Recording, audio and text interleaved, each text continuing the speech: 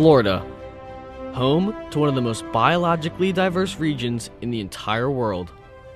It has a large variety of plants and animals, such as birds, manatees, sea turtles, dolphins, and much, much more. With its beaches, mangroves, farmlands, rivers, and lakes, Florida is home to not only plants and animals, but people as well.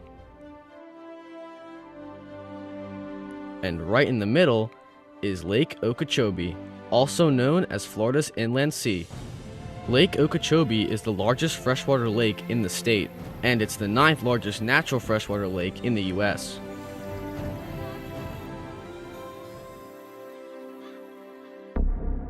But that all changed in 1928 when the Lake Okeechobee hurricane struck Florida and flooded hundreds of miles of land, killing at least 4,000 people and causing over $100 million in damages. To prevent a flood like this from happening again, Florida decided to build giant dams. But in doing so, the Army Corps of Engineers that built the dams cut off the south flow of water completely. This water is responsible for the creation of the Everglades and provides nourishment for every creature living within. The historical river that used to flow from Lake Okeechobee south into the Everglades is now completely cut off. And from the lack of natural water flow, the Florida Everglades are suffering.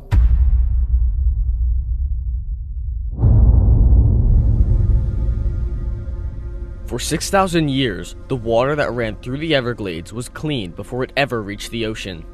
But since the dams have blocked off this southern flow, the water is being diverted straight into the rivers and streams that flow east and west, leading right into the ocean, killing everything in its path.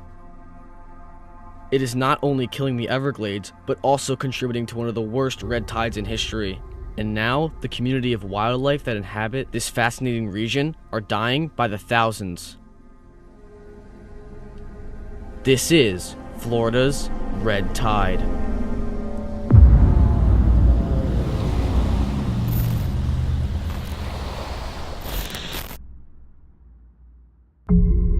Every year, in the late summer to early fall, the red tide occurs in the Gulf of Mexico. But what is the red tide? In Florida, massive storms upwell nutrients from the sea floor, which in turn feed algae into the Gulf. This algae causes the red tide. This particular bloom of algae is toxic and is caused by a species of dinoflagellates and other types of algae. And it doesn't help with the multiple hurricanes and tropical storms Florida has seen this past year. But this year's red tide is no ordinary red tide. Every previous yearly record has been broken for dead dolphins, manatees, and sea turtles in the summer of 2018. That is more dead wildlife in one summer than any previous year, and there are no signs of slowing.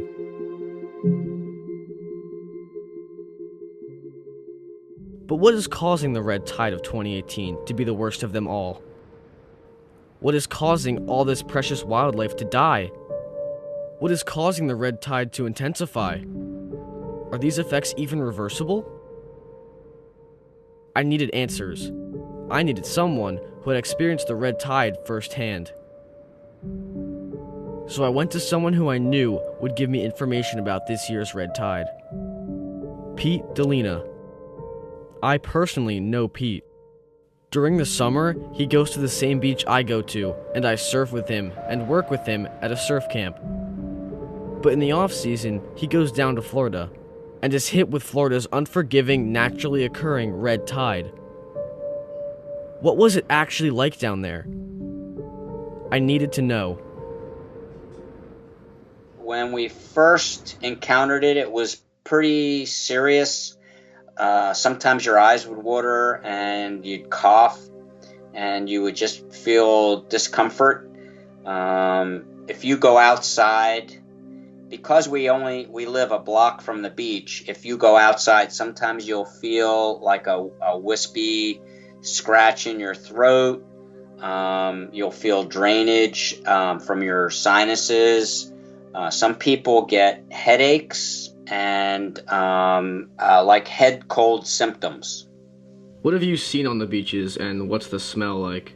Some people say they can smell it from their house back where we are, and sometimes we can too. And it just has like a fishy odor, like the bay smells sometimes. It does fill the air, and it has been pretty serious at times. So we had a storm come through, so I went surfing at Sunset Beach, which is St. Petersburg, Florida.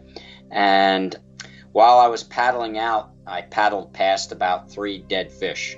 Now, do you see dead fish on the beach a lot? There have been cases where there have been, quite a few dead fish. They have like a rake on the back of a tractor, and they'll just rake them through. And in the inlets, like we live about a block from the bay, and they hired fishermen to travel around through the waterways with nets, picking up the dead fish or isolating them, pushing them all off to one side, and then come back and get them later. But there's been like lots of dead fish affected. As far as anything else, the only, I guess what's really, it seems to be killing them is because there's a high concentration of oxygen in the water. It just kind of strangles some of those small, the smaller fish. From your past experience, how is this red tide different from others? Well, it does create discomfort, and it affects how you utilize the beach. You just don't go as often. We swim in the pool more than we swim in the Gulf or go in the water in the Gulf. We'll stay in our pool because we know it's clean, it doesn't have any negative effects. The funny thing is that the Gulf Stream, goes where we are. We're 50 miles due west of Tampa. So if you look on a map, that's like central Florida, and Florida is like a peninsula. So if you follow it, the Gulf Stream goes all the way down to the bottom, to the tip of Florida, and then comes all the way up and then shoots out around the Carolinas to Bermuda. And 2 weeks ago, I was surfing at Cocoa Beach, and the red tide, I think I may have sent you some signage from there. The red tide has actually gone, followed the Gulf Stream all the way around up to the east coast of Florida, and is having an effect there. I didn't see any dead fish or any impact on any of the wildlife, but I did get a little sick, like a tickle in my throat, and I would cough a bit. And I was out in the water. We were there for 3 days, and if there's a wave, we don't get out. And I was probably in the water for 3-4 hours at a time, and I only could tell because my throat was scratchy and itchy, and I had some sinus issues, kind of like a moderate head cold. That does not sound fun. It's not, and it's a shame, but what do you do? I mean, we elect to live in a beach community or, near the shore, and I guess for some reason this has created from whatever, they say it was runoff from maybe like pesticide and things like that, and runoff from the streams and the rivers inland, or the lakes, that everything just flows into either the Gulf or into the Atlantic. And I guess some of that stuff has just had a negative effect on the water, I guess, the ocean or the Caribbean Sea and the Gulf of Mexico. So, do you know any people whose businesses have been affected by the red tide?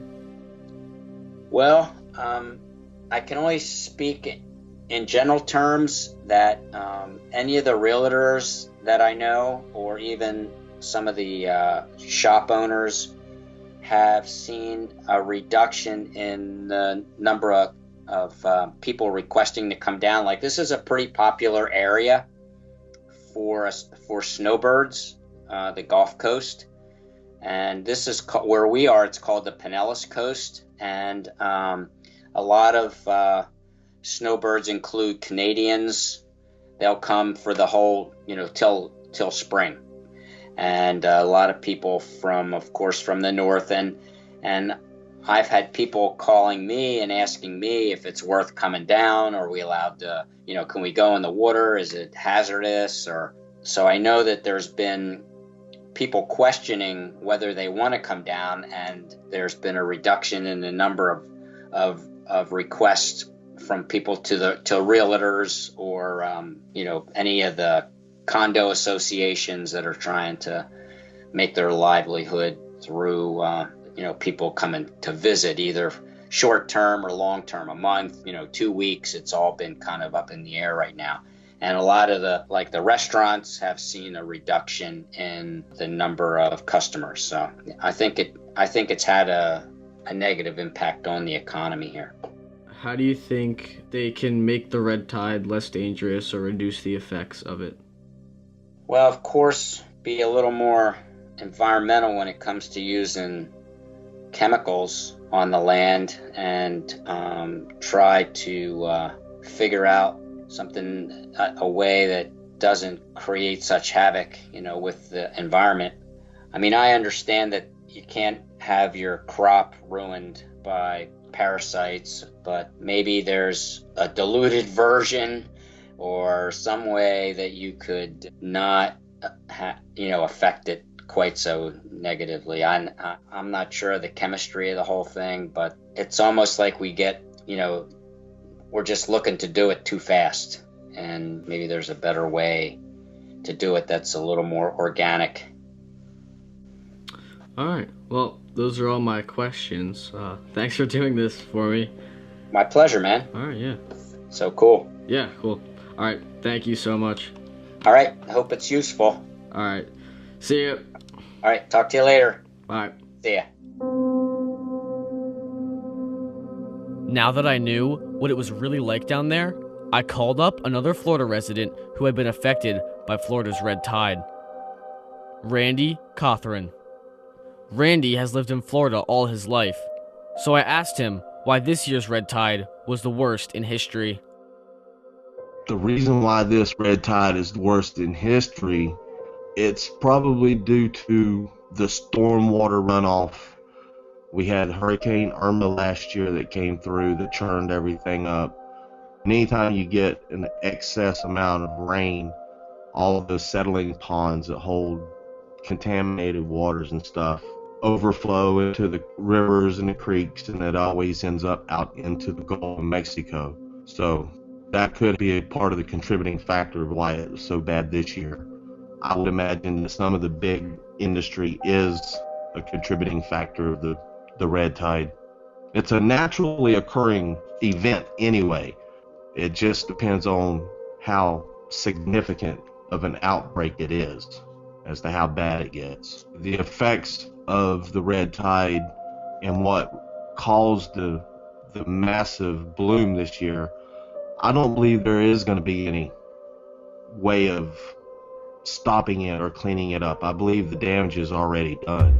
And it's not only damaged for this year, I believe it will be damaged for several years to come, simply because of how bad it was this year. But as far as getting better, it's just a matter of time. There's nothing that anyone or any company can do to make it go away or make it less than what it is.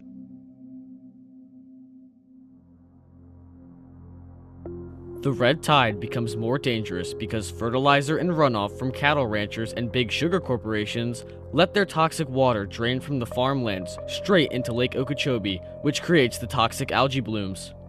Algae blooms that are not safe for people, let alone the wildlife that reside in these waterways. In October of 2018, almost a year later, the red tide is finally receding. And that may be a good thing for now, but the reality is that it will come back again and again and again. On August 23rd, 2018, Jack Tenney, a YouTuber who has been making huge efforts to get the red tide acknowledged as a serious issue by the government, created a petition. On that same day, he uploaded a YouTube video explaining that Florida was under a state of emergency due to the red tide. In the description of that video, he posted a link to the White House petition website where people could sign. Jack has over 4 million subscribers on YouTube. With that, his huge following flooded the website, creating so much traffic that the website crashed. In the video description, he states, "During our pursuit to save Florida, we put a petition out to get 100,000 signatures and ended up sending so much traffic to their website, it crashed." The website was down for a total of 3 hours, and those 3 hours were when Jack's video was getting the most views and most traffic. They lost a lot of signatures in those crucial hours. And on September 23rd, 2018, the petition ended. Unfortunately, Jack's petition was unable to reach 100,000 signatures. They were cut short, with only 12,000 signatures left. With the red tide receding, no more efforts have been made by anyone to get the red tide acknowledged as a serious issue by the government. And the sad truth is, the only thing we can do now is wait.